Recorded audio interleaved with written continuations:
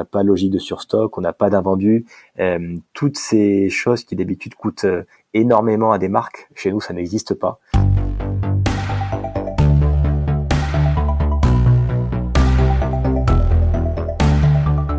Bonjour, je suis Mathieu Stéphanie et je suis ravi de vous présenter Le Panier.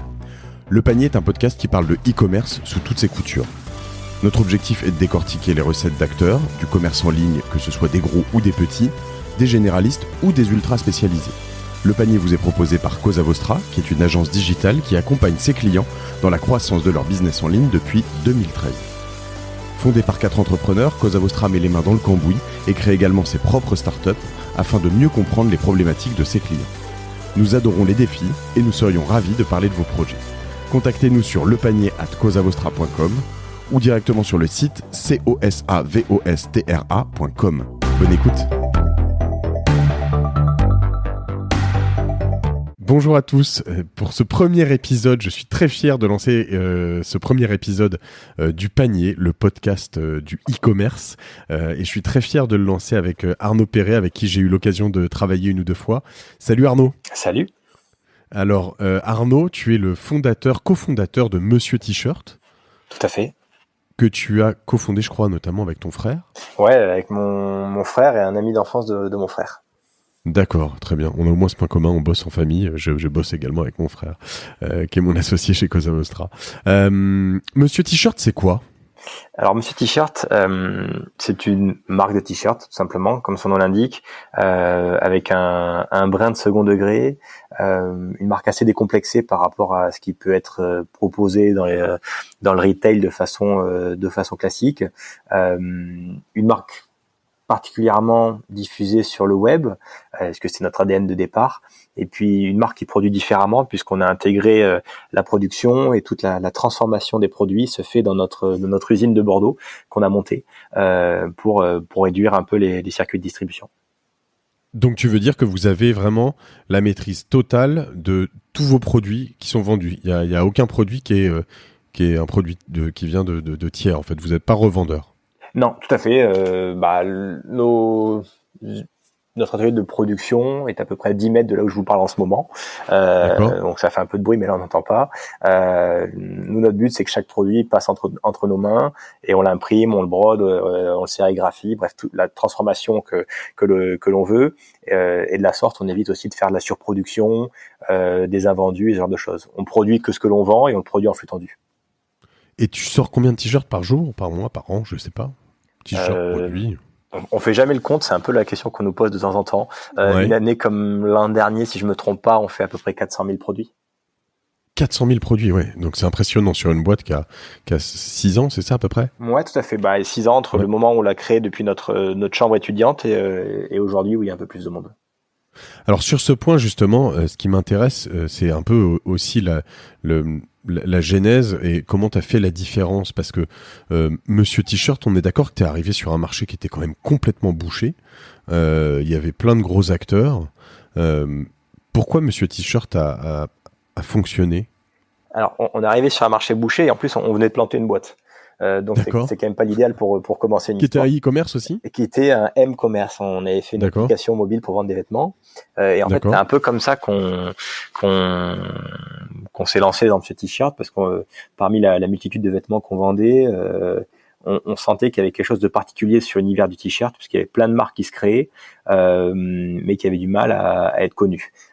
Du coup, on a eu l'idée un peu en side project à l'époque de monter Monsieur T-shirt.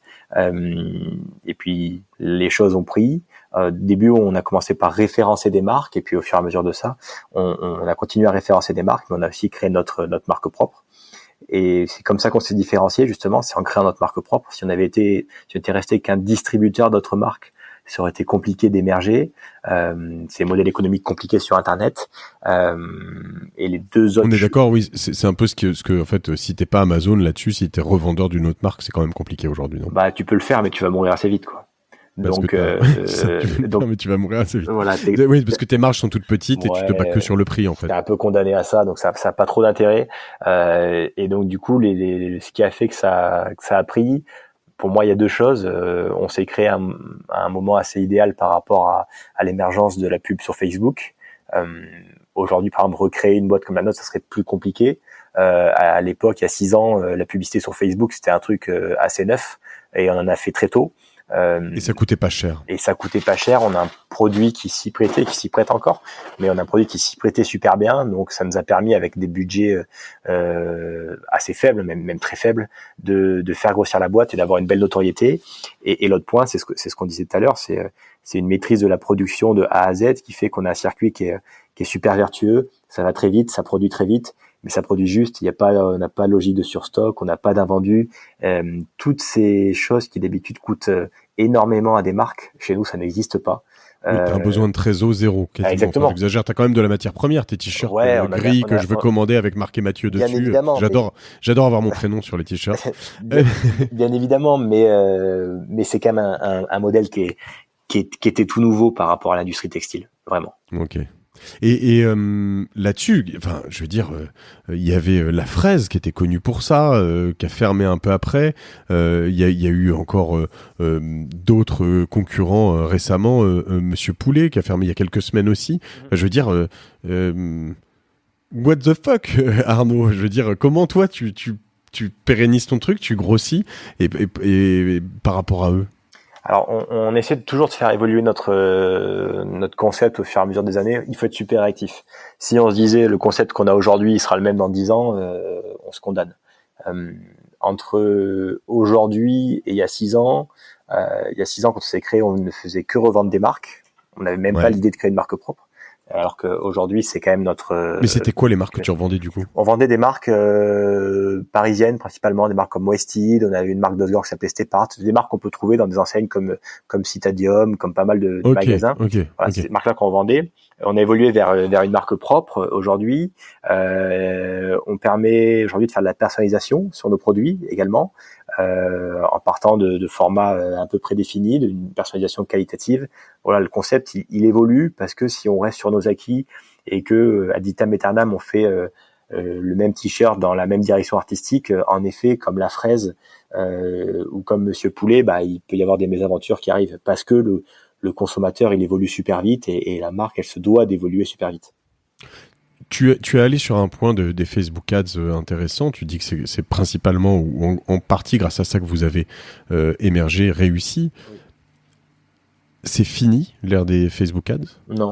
Non, c'est pas fini. C'est différent.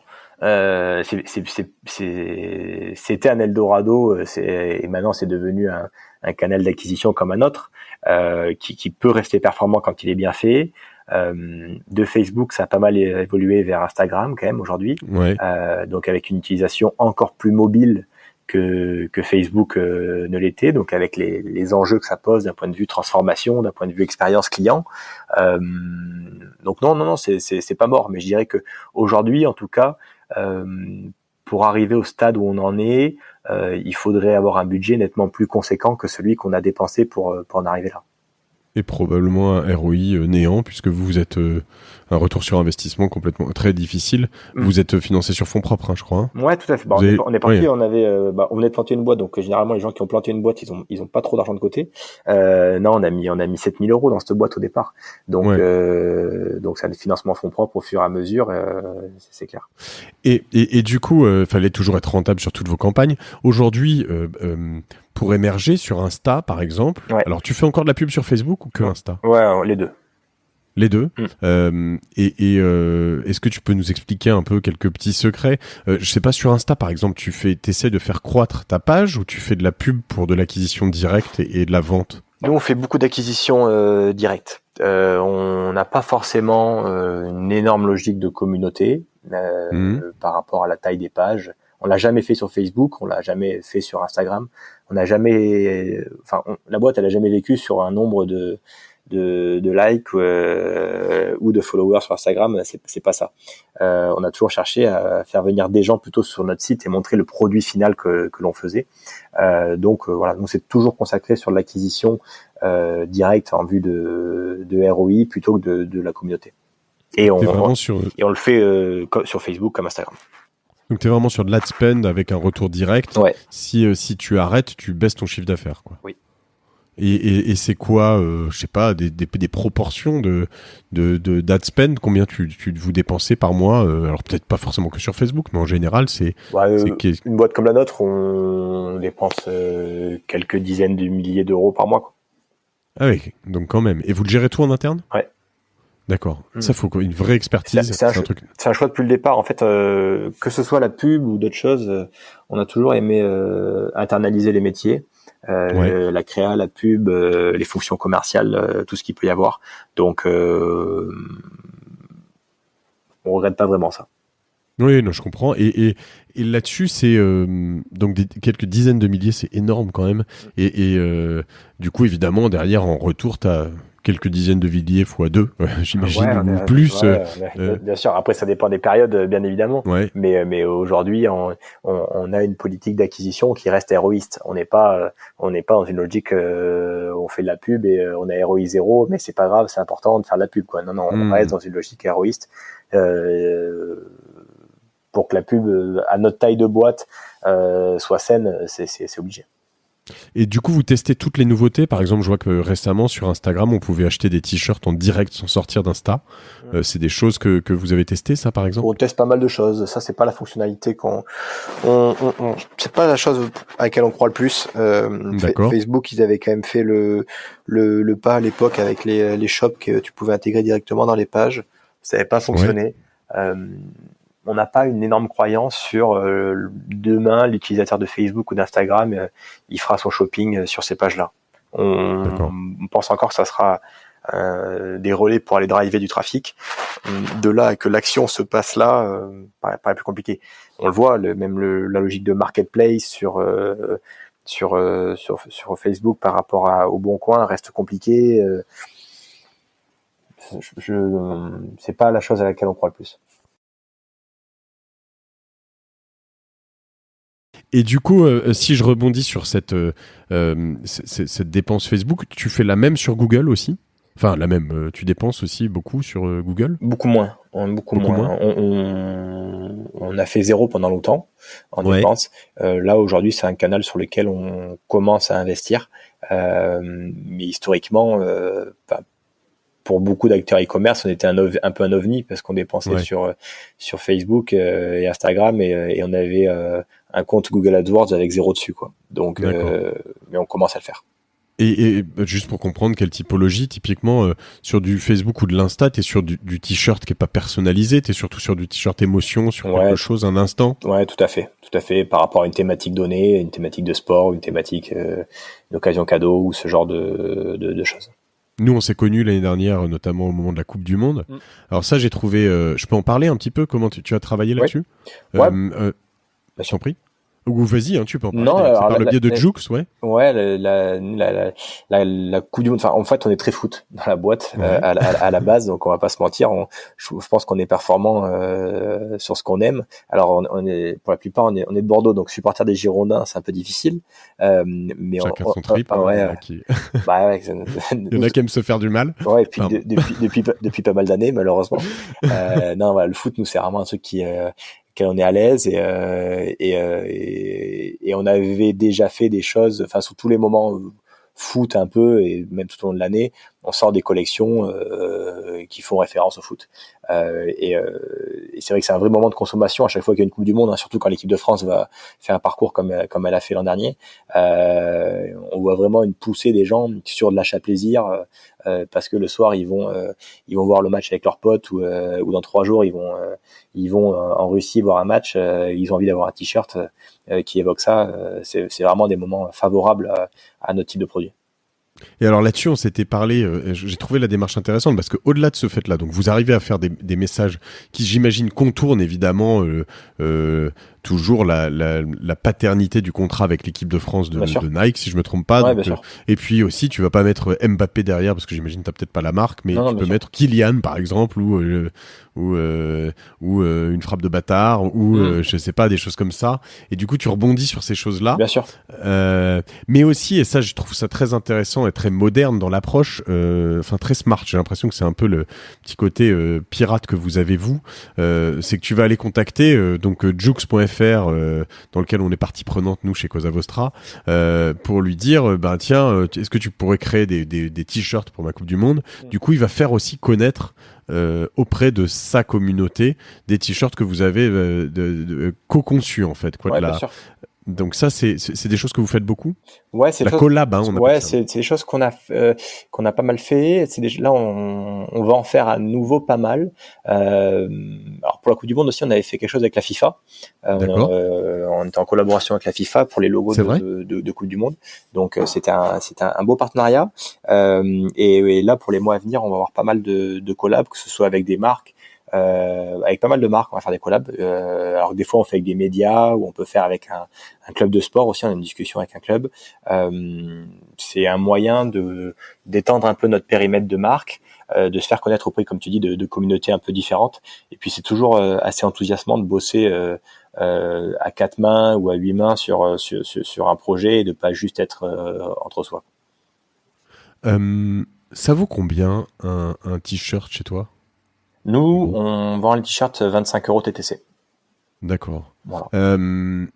Et du coup, c'est une économie quand même sur certaines choses. Certains projets, par exemple, si tu vends 400 t-shirts ou 100 ou 50, c'est bien déjà. Enfin, je veux dire, t'as pas cette logique de stock ou de choses comme ça. Non, Tu peux démultiplier le nombre de... Tout à fait. Alors nous, c'est vrai que comparé à beaucoup de marques, on n'a pas lancé une production de 15 000 t-shirts avant de se dire est-ce qu'on va être capable d'en vendre un seul. On prend le pouls un peu en temps réel. Alors la difficulté, c'est que quand t'as un produit qui cartonne, t'as vite une belle charge de travail pour le produire et l'expédier le plus rapidement possible, parce que c'est vraiment notre credo depuis le début. Tu peux en produire combien par jour? Nous, on a une capacité jusqu'à 5000 pièces par jour. Alors, on n'est pas tous les jours à 5000 pièces par jour, mais il y a des moments dans l'année où on tourne à 5000 pièces par jour. Il y a des moments dans l'année où on travaille 7 jours sur 7 avec 2 équipes de production et d'expédition. Quand arrive Noël, on est fatigué généralement, mais c'est de la bonne fatigue. Et oui, en effet, du coup, tu peux tester, toi, par exemple, un t-shirt, tu dis, tiens, j'ai une bonne idée, tu l'imprimes, ou même, j'imagine, tu pourrais presque le faire en virtuel, tu le mets sur Insta, et puis tu vois si ça prend, et puis si ça prend, c'est parti, et puis si ça prend pas, tu l'arrêtes. Ouais, c'est un peu la logique. Alors l'idée, c'est d'être capable quand même de faire des créas qui marchent, parce qu'on a forcément des designers qui ont bossé derrière. On va pas dire que lancer un t-shirt, ça ne coûte jamais zéro, c'est pas le cas, mais ça nous coûte beaucoup moins cher qu'à beaucoup de marques, et surtout on peut être beaucoup plus réactif sur un événement, sur un thème. On n'est pas dans des logiques de précommande 6 mois à l'avance, 12 mois à l'avance, d'anticipation.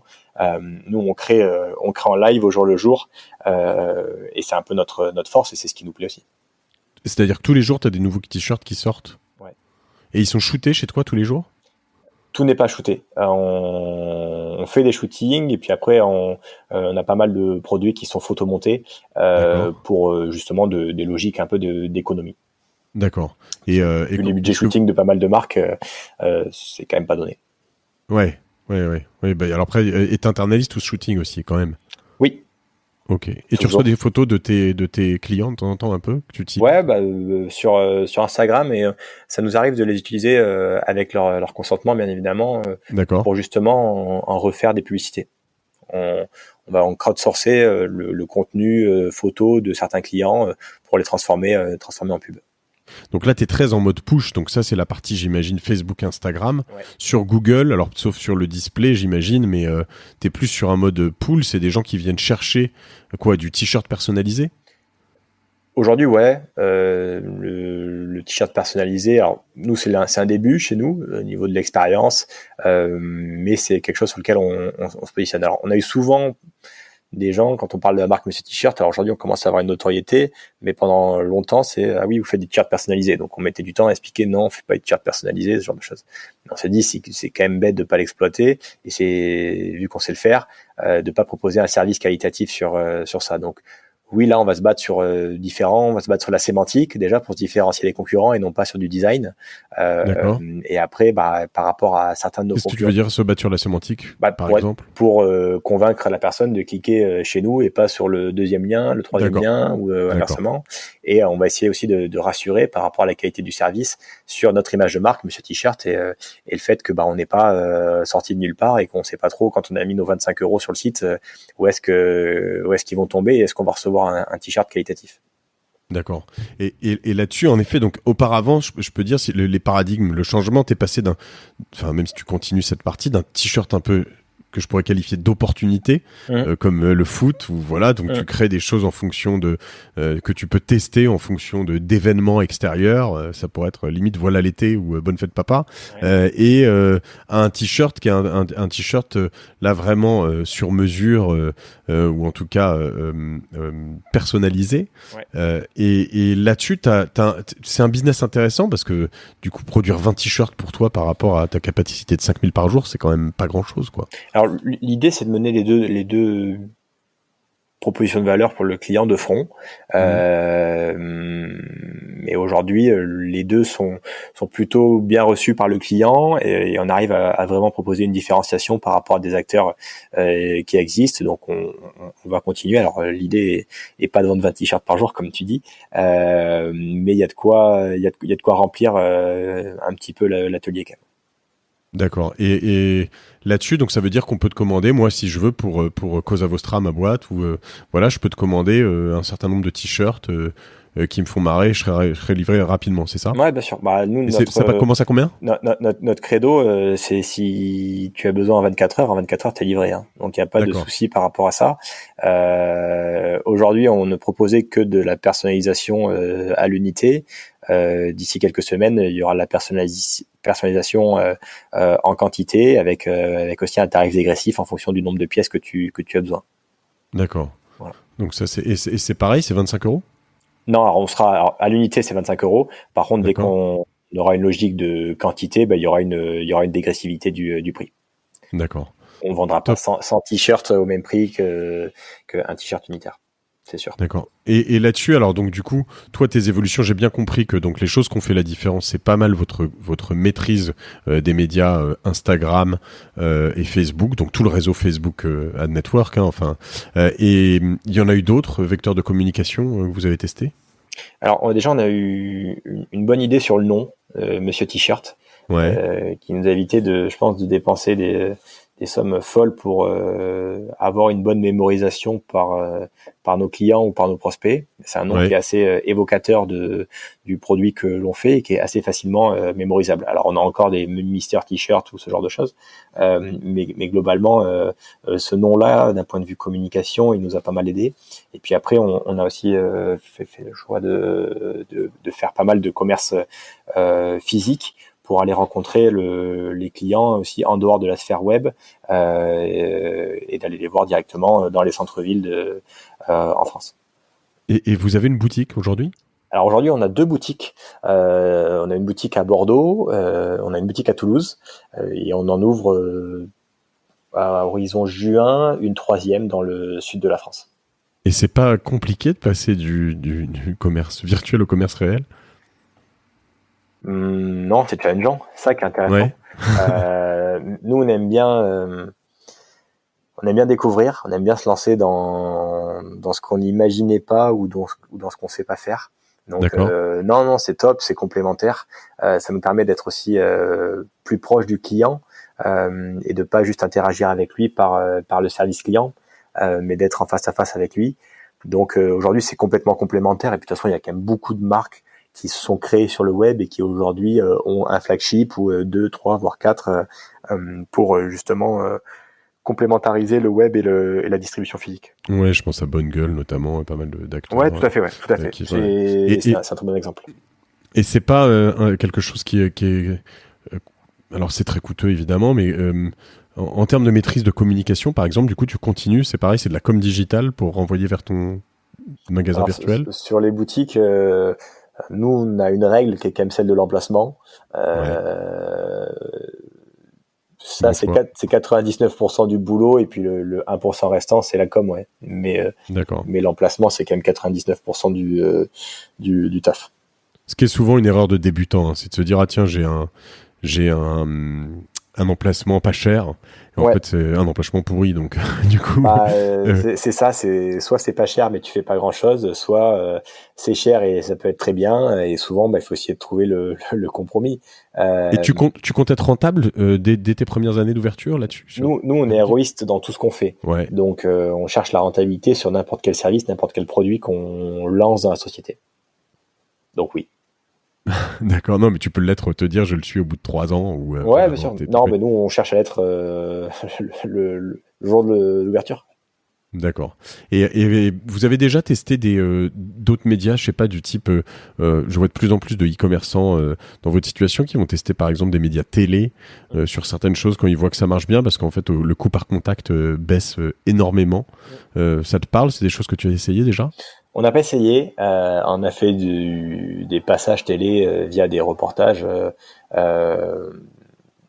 qui apportent une belle visibilité, alors qui nous ont fait tomber nos serveurs aussi. Donc c'est un des qui apporte de la commande aussi? Ouais, qui apporte de la commande, ouais, tout à fait, et qui apporte une belle notoriété. Aujourd'hui, la pub télé, c'est des sujets dont on parle, mais aujourd'hui, il n'y a rien d'acté encore pour faire ce premier test. Tu parles de serveur d'ailleurs, au passage, vous êtes sur quoi? AWS, dorénavant. AWS. Ouais. Oui, donc tu fais pas tu fais plus tomber AWS. Ouais, exactement. Non, là, ça va, là. Ça peut te coûter un bras, mais tu le fais plus, non, plus ouais, tomber. Voilà, on fait plus tomber AWS. D'accord. Et sur quel techno vous êtes? On est en React. En fait, jusqu'à présent, on utilisait un PrestaShop, et on a fait un gros travail de migration pendant une année. Et aujourd'hui, on a tout recodé de A à Z pour vraiment avoir un outil qui colle à nos besoins, tant d'un point de vue front que d'un point de vue back, et d'un point de vue production aussi, parce que nous, on a beaucoup de choses liées à la production optimisée de nos produits. Oui, c'est ça, parce que sur un modèle comme le vôtre, comme tu n'as pas forcément de stock, il faut que quand il y a une commande, elle soit quasiment automatiquement produite par tes machines. Ouais, alors il y a des hommes quand même au milieu, mais oui, ouais. Il faut que le flux d'informations soit au final retravaillé, et la techno doit apporter des solutions pour aller optimiser tout ça. Écoute, c'est passionnant tout ça. Si aujourd'hui je te disais, bon, je sais pas, je te rachète Monsieur T-shirt, ou tu l'as vendu à je sais pas qui, à Amazon, et je te disais que tu devais te lancer dans un autre e-commerce, tu ferais quoi? Alors, je me suis pas trop posé la question, honnêtement, mais j'aime bien le secteur de la food actuellement. Je sais pas si je le ferai en fonction e-commerce. Ça, je suis pas certain, parce que ça me paraît compliqué d'un point de vue business model. Moi, un de mes challenges sur du e-commerce, ça serait être capable c'est très bête, mais de vendre des produits chers. Et je serais curieux de voir les gens qui vendent des produits au panier moyen, il a 1000 euros, 1500, 2000 euros. Je serais curieux de découvrir cette logique-là du e-commerce. Nous, je sais que j'ai fait ça, moi, à un moment, Arnaud. Je vendais un produit qui s'appelait Iron Cards, qui étaient des cartes de visite en métal, et que je vendais donc 5 € pièce hors taxe, avec un panier minimum de 100 cartes. Donc déjà, mon panier minimum était 500 € hors taxe. Il est sympa déjà. Mais bon, j'ai vécu, et c'est pour ça que ça m'intéresse particulièrement, le business de la personnalisation. J'ai vécu des moments difficiles parce que je faisais pas la volumétrie que vous faites, et du coup à chaque vente c'était compliqué, parce que quand tu vends des produits aussi chers, les gens sont très exigeants, ils ont le droit d'être très exigeants, et du coup tu te retrouves avec un client qui est qui peut à un moment de péter les bullocks, si tu veux, pour rester français poli presque. Et du coup, il faut à chaque fois être hyper pointilleux. Et en plus, je produisais tout en Chine. Et du coup, entre les exigences du client et la difficulté de communication avec des personnes qui ont une autre culture, et ben c'était pas toujours très simple. Donc à chaque vente, en fait, tu serrais les fesses, tu vois. Donc c'était quand même intéressant. Mais en revanche, c'est vrai que du coup, tu pouvais avoir des commandes de temps en temps à 45 000 €, quoi. Et ça, c'est vrai que c'est assez bizarre. Je serais curieux de découvrir ça. Donc il y a pas tant un domaine en particulier, mais ce serait plutôt sur un comportement d'achat et un comportement client vraiment différent que je serais curieux de voir pour apprendre. Sur le food, il y a des choses qui se passent et que j'aimerais explorer sur le panier, qu'on aimerait explorer. C'est notamment autour des Foodora, des Uber Eats et des choses comme ça, des gens qui lancent des cuisines et qui derrière te vendent 10 sortes de bouffe différents. Tu vois, ils lancent des restaurants virtuels qui vont livrer, faire livrer par des services tiers. Ça semble être la suite un peu logique de ce modèle-là, quoi. Pour qu'un jour il soit rentable, ça semble être la suite un peu logique. C'est quoi pour toi les nouvelles clés de succès en 2019, 2020, en ce moment-là? Évoluer vite. Ça, franchement, nous on le voit depuis qu'on s'est créé. Si on grave dans le marbre une stratégie et que on se repose pas la question de la pertinence de stratégie tous les 3 mois, et encore 3 mois c'est long, ça me semble compliqué à notre époque. Ça c'est clair. Et puis c'est pas un sujet nouveau, mais une complémentarité entre le web, le physique, le B2C, le B2B, pas juste voir sa société sous un seul angle, un seul produit commercialisé d'une seule façon, mais te dire comment notre société aussi elle est perçue de l'extérieur et quels atouts en fait on n'exploite pas et qui sont dommages parce que qui détruisent un peu de valeur au final et de pérennité pour la boîte. Et pour évoluer vite, je rebondis juste sur une chose, c'est que quand on t'écoute, on voit bien que il y a évolué vite autant sur la communication que sur la production, que sur les designs, que sur la créa, etc. Donc on l'entend bien. Petit point là-dessus, comment vous faites vous? C'est juste naturel, vous en parlez, tu te réveilles un matin ou vous faites des points, vous arrêtez, vous partez à la campagne et vous... Je sais pas, nous on remet tout en question un peu tous les jours, quoi. On est dans le perpétuel questionnement, évolution. Oui, bien évidemment, on a un mode de fonctionnement où tous les 3 mois, on fait un peu un arrêt sur image avec les associés et une partie des salariés à se dire bon ben voilà, un peu le bilan des 3 derniers mois. Voici ce qu'on a pensé pour les 3 prochains mois. Est-ce que c'est toujours bon? Est-ce qu'on teste pas autre chose? Vous foirez beaucoup de choses? Comme tout le monde, ouais, on en foire. En fait, on teste beaucoup de choses et on en loupe mais ça va franchement pas tant que ça. Après, nous surtout, on a cette exigence héroïste qui fait que on a envie de lancer des produits ou des services qui fonctionnent, comme je t'ai dit, le jour du lancement, quoi. Et c'est quoi les basiques qui changent pas dans le e-commerce ou depuis que t'es le client, il veut recevoir vite sa marchandise. Ça mais c'est normal et c'est une exigence qui nous a toujours guidés pour concevoir ça. Ils veulent la transparence. Et encore ça change parce qu'il veut de plus en plus vite, non? Ouais, mais ils veulent la transparence et il aime bien qu'on le surprenne quand même. Il y a beaucoup de gens qui nous on a toujours une politique à essayer de surdélivrer, à livrer plus vite que notre engagement. Plein de petites choses sur ça qui sont importantes dans notre politique. Et puis il aime le contact humain, donc avoir un truc tout bête, mais avoir un SAV qui est dans nos locaux, où c'est une personne qui est à côté de nous, qui répond au téléphone et qui rassure un client, c'est le b.a.-ba, mais c'est ce qui te permet d'avoir une bonne image aussi auprès de ta clientèle. Et des fois, malheureusement, tu peux avoir un cas un peu compliqué où la poste a pas livré le client, toi tu y es pour rien et compagnie. Mais en fait, si tu arrives à l'avoir au téléphone directement quand il t'appelle, déjà, tu arrives à désamorcer beaucoup de choses. Top. Écoute, et si 2 petites dernières questions, est-ce que si je te demande quel a été ton vrai point de bascule, le moment où vous avez vu Monsieur T-shirt évoluer, et vous vous avez dit waouh, on est sur un truc, ce tipping point? Je sais pas, la première commande sur le site. Alors c'est ma prochaine question. La première commande, je me rappelle, c'était 1 heure après qu'on ait lancé le site. C'est vrai? Non, en fait, on avait fait une bonne première journée. Bon, forcément, il y a des gens que tu connais, mais et après il y a des gens qui connaissent les gens que tu connais. Et en fait, dès la première journée, il y avait quand même pas mal de gens qu'on connaissait pas du tout.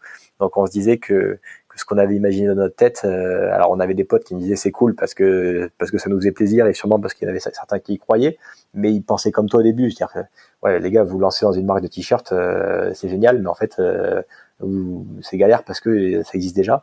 Mais en fait notre concept et la façon dont on le voyait, il y a déjà des gens à qui ça a plu dès le premier jour. Donc ouais, là c'était quoi ton premier panier justement, tu t'en souviens? On a vendu 3 produits, ouais. Ouais, je me rappelle. Donc 75 €, ou c'était peut-être pas les mêmes prix à l'époque. Ouais, c'était un peu plus cher parce que il y avait des produits un peu différents. Moi, le site, je l'ai lancé depuis le salon de mon grand frère. Donc, c'est dans la campagne en Gironde. Et donc, quand tu vois la première commande passer, c'est cool. Et du coup, on appelait nos premiers clients. Trop bien. Et c'était sympa. Et ça, j'encourage n'importe qui lance un service à appeler ses clients, ses premiers clients, c'est important. Et puis, même de le faire quand la boîte elle a grossi. Quand vous lancez un nouveau service ou quand vous testez quelque chose de nouveau, d'appeler ses clients, de prendre 5 minutes pour échanger avec eux, c'est juste les meilleurs retours qu'on peut avoir pour se dire qu'on va dans la bonne direction. C'est un très bon conseil. Je recommande. Je l'ai fait par moi-même. Je suis nettement moins expert, toute proportion gardée, mais sur 2-3 e-commerce que j'ai pu avoir. Et déjà, il y a un côté surprise. Il y a un côté pour le client. Il y a un côté retour hyper important pour toi parce qu'ils te disent ce qui est bien, pas bien, etc.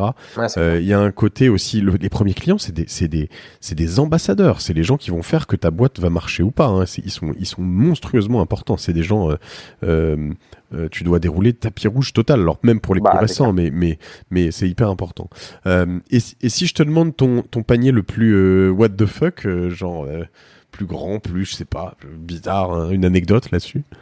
Non, on a des paniers qui font plaisir. On avait pas mal de joueurs de basket qui jouent à NBA, des Français. Donc on est très sport. On a dit qu'on est très sport global, donc ça nous fait plaisir. Ils te commandent aux États-Unis ou? Ouais, qui commandait aux États-Unis. Et donc c'était plutôt chouette comme clin d'œil. Et après, le panier bizarre qu'on a eu, pas bizarre, mais un jour on a un client, enfin on voit un panier délirant qui passe au niveau de la somme, et on se dit c'est une fraude, c'est pas possible.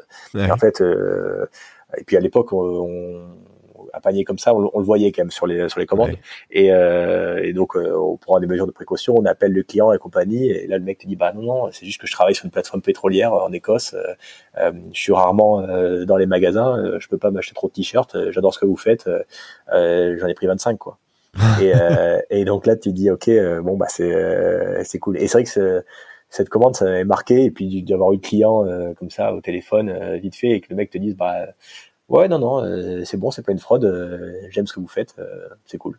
Bon, ouais, c'est un vrai accomplissement. Tu reçois un email à chaque commande? Moi, personnellement? Oui. Non, plus maintenant. Non, voilà, quand est-ce que t'as arrêté? Je pense que quand on a dépassé les... J'en sais rien, mais je pense que j'ai regardé le nom de tous mes clients...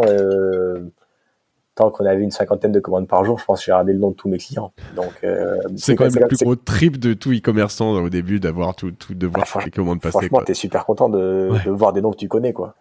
Bon, forcément, tu vois le nom de tes parents qui, de temps en temps, pour te filer un coup de main, achètent tes produits. Achète 40 t-shirts. Bah oui, c'est sûr. Écoute, c'est super. Je te remercie 1000 fois, Arnaud, pour tous ces insights. Et puis voilà, on reviendra peut-être sur quelques problématiques plus tard un jour. Mais déjà, tu nous en as dit beaucoup.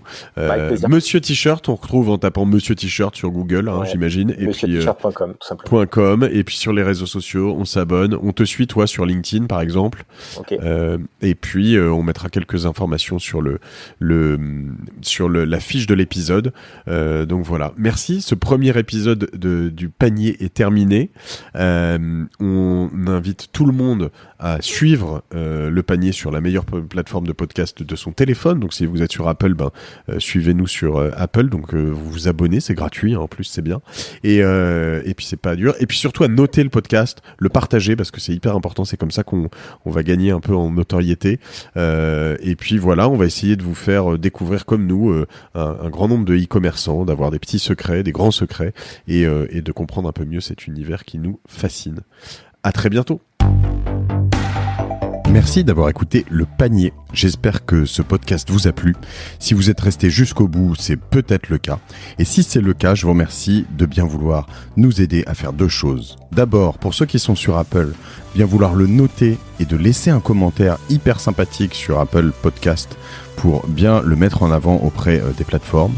Et puis pour tous les autres, de bien vouloir le partager. Alors ça peut se faire à l'oral, par email, à l'écrit, sur les réseaux sociaux, mais les podcasts sont très difficiles à découvrir par d'autres moyens que le partage, donc votre partage est le plus important.